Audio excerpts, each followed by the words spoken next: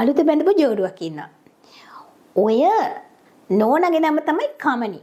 කිරිබත් කන්න හිතලා එදා හොඳ කිරිබතක් හදලා අඹරන ලුණු මිරිසක් ගාලා යා. ඒ දවස්වල බ්ලෙන්ඩර් නැහැනේ. අඹරන ලුණු මිරිසක් අඹර ඉන්නකොට මහත් ඇවිල්ලා අහනවා කමනි තාම නැද්ද? හදලා ඉවර නැද්ද? නෑ අනේ කියලා චූටි තට්ටුවක් දානවා ආදරේට මූණට. දැම්ම තමයි. දැන් කිරිබත් කකා ඉන්නකොට මහත්තයා කියනවා මෙහෙම. කොහොමද කියන්නේ? කමනි තාම මූණ දානවා ඕන් කියලා කියනවා. ඇයි?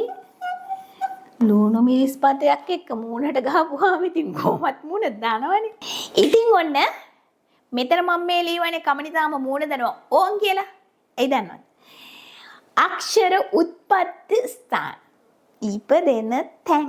අකුරු ඉපදෙන තැන්. හරි මේ කමනි කියලා මං කියවේ ඔන්න කයන්නෙන් ඔයාලට ගන්න පුළුවන් කණ්ඨජ අක්ෂර. කණ්ඨජ කියන්නේ ජනිත වෙනවා කණ්ඨ උගුරෙන් ජනිත වෙන අකුරු. ඊට පස්සේ තාලුජ තල්ලෙන් ජනිත වෙනවා තල්ලෙන් ඉපදෙන අක්ෂර. ඊට පස්සේ මූර්ධජ අක්ෂර මුදුනෙන් ජනිත වෙන ඉපදෙන අක්ෂර. ධනව වලින් දන්තජ ඊට පස්සේ මෙන්න ඕන් කීවේ ඕෂ්ඨජ තොල්.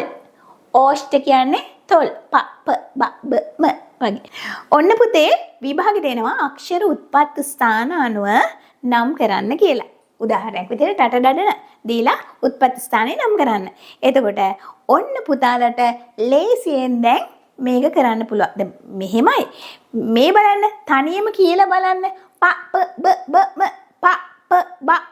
ම තොල්. ඊට පස්සේ කණ්ඨජ උගුර රද්ද තියලා කියලා බලන්න. පුතාලට පුළුවන් නිකන් ඉන්න වෙලාවට මේවා උච්චාරණය කරලා බලන්න. කම්පණය වෙනවා. ඊට පස්සේ තල්ලි වදිනවා. චච ජජොඤ. ඊට පස්සේ මේ හොඳටම කියන්න පුළුවන් බබම බබම තොල් නේද? ලේසියම මතක තියාගන්න පුළුවන්. කොහොමද මතක තියාගන්න? කමනිගේ ලුණු මිරිස. ගුරුවරුන්ට පුළුවන් දරුවන්ගේ හිත ඇතුලේ චිත්‍ර අඳින්න. හරි අපූර්ව සිංහල මිස් ඒ දේ ලංකාවටම කරලා පෙන්නවා. ක්‍රමය වෙනස් වන තුරු නොඉඳ සාම්ප්‍රදායික ඉගැන්වීමේ ක්‍රමවේදයන් අතික්‍රමණය කළ පාඨශාලා ආචාර්යනේ උත්තරපත්‍ර පරීක්ෂිකා උදේනි හේමරත්න ගුරුතුමිය මෙහෙවන යොදුන් ගණන් දුර අතික්‍රමණය කළ හරි අපූර්ව ඔන්ලයින් සිංහල පන්තිය 6 7 8 9 වසරවල පොඩ්ඩන්ට කම්මැලි නැතුව තවත් රසවත්ව ඉගෙන ගන්න ඔන්න සුවනම අමතෙනවා. ලෑපදිංචි වීමට ඔබේ නම ශ්‍රේණිය 074යි 036යි 0225ට WhatsApp කරන්න. ඔබව සොයා නොයන ඔබ සොයා ආයුතු හරි අපූර්ව ඔන්ලයින් සිංහල පන්තිය.